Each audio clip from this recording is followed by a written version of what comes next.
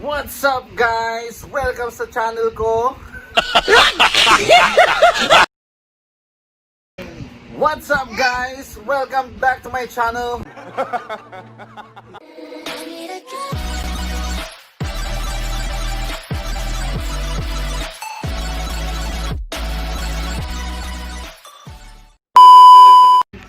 What's up guys? Welcome back to my channel. So today guys, naka-schedule na gagawin na namin. Finally, bubuin na namin yung high performing PC na kakailangan na natin sa paggawa natin at pag-edit natin ng mga vlogs natin every day or every other day, di ba? So ngayon guys, I'm super excited kasi syempre magkakaroon na tayo ng magandang PC. Hindi na tayo magkakaproblema pag nag-edit tayo. Papakita ko lang sa inyo kung ano-ano yung mga parts, materials, at saka kung paano namin bubuin yung project PC namin na gagamitin natin sa future vlogs. Okay? So with that guys, samahan nyo kami in 3, 2, 1, let's go! Okay, so ngayon, syempre hindi ko naman siya kakayaning buuin ng mag-isa, kaya kumuha ako ng makakatulong sa akin para buuin siya. Itong tao na to, mas knowledgeable siya pagdating sa mga computer parts, para siyang technician, pero yun kasi yung ini-study niya ngayon. So sabi niya sa akin, eksakto daw kasi magandang practice to para sa inaaral niya ngayon. So guys, ipapakilala ko na sa inyo yung import ko. Wala nang iba kundi ang aking kuya. Okay, so now guys, ipapa-explain ko sa kuya ko kung ano-ano yung mga materyales na kakailangan natin para makabuo tayo ng isang high-performing PC. Okay, now this is not a tech vlog. I mean, technically tech vlog itong vlog natin today. Pero, I know na kailangan mo ng computer na kakayanin yung video editing. Maybe some gaming on the side kasi nagpapalaro ka. So, here's what we have.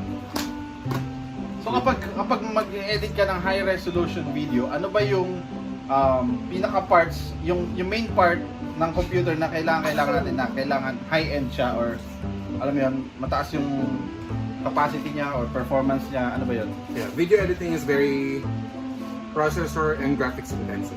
So, you're gonna need a good processor. For this build, dahil mamadali tayong bumili, I chose ito. It's the Intel Core i5 9600K. So this is the late generation Intel Core i5. Okay. Hindi pa ito masyadong luma sa market. It's just a little over a year old. And it has 6 cores, 6 threads, which makes it ideal for what you need it. Kung kukulangin pa yung performance ito, this is a base clock of 3.7 GHz. We should be able to overclock this. Okay. So, overclocking is, depende naman kasi sa needs mo yan. Pero usually, the base speed is good enough. Ngayon, ano naman yung parts dyan na makakapagbawas sa lagging, alam mo yun, kapag nag-edit ka, minsan pahinto-hinto yung videos mo. So ano naman yung parts na yun na makakaiwas para mangyari yun habang nag-edit tayo? I think ang pinaka-stressful na part kasi ng video editing is yung graphics. So, sa graphics siya, okay. For graphics, we take this. It's the EVGA SC Ultra GeForce GTX 1660 Ti. So, in the GTX series, ito yung pinakamataas na graphics card na available from NVIDIA. Merong RTX, pero wala siya sa source as of this recording. Pero RTX is a little bit more high-end kung gumagawa ka ng 4K video, which at the moment we're not yet. So, this should be more than enough. So, para sa mga techie dyan guys, alam nyo na yun. Malamang alam nyo nga yun eh. And then, we're Okay, gonna... ano pa meron tayo dyan?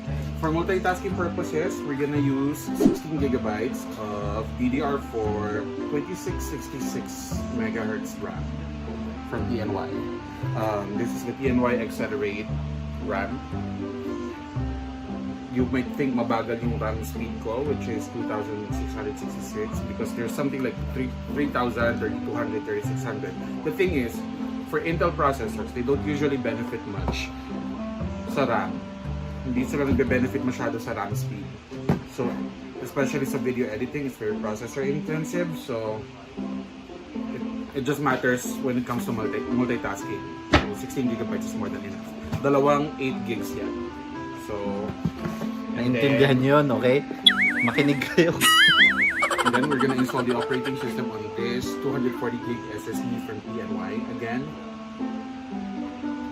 This is solid state drive, so unlike the regular hard drives, wala siyang moving parts, so it's really safe and good for portable usage.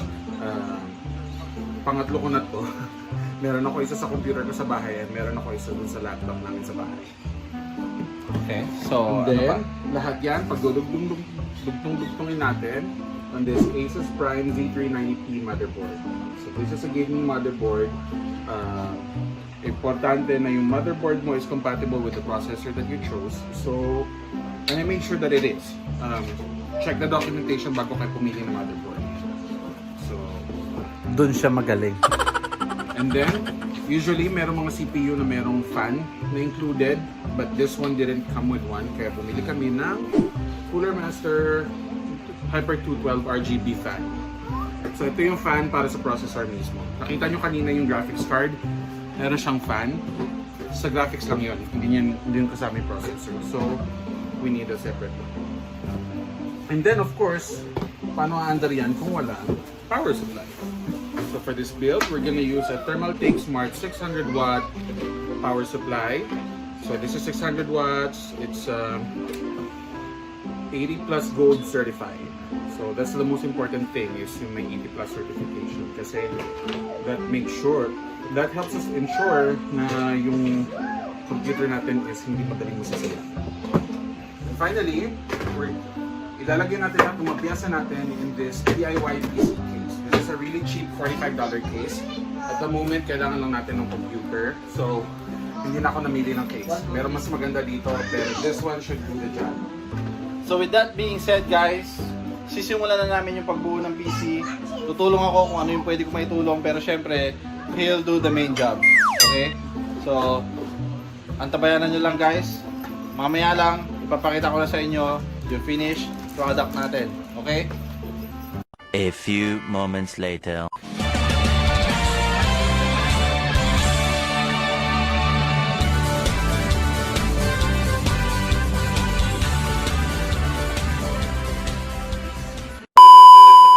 So yun na nga guys, hindi namin natapos kagabi yung computer build. So, ayan, kita nyo naman, kakagising ko lang, no? So, ngayon, itutuloy na namin yung pagbuo sa computer. So, i-install na lang yung mga kailangan i-install, mga drivers niya, wifi niya, product key na kailangan niya. So, yun na lang, and then, all set na tayo guys. So, at least, kahit paano, tuloy-tuloy na makakagawa na tayo ng videos natin everyday. So, with that guys, update ko kayo.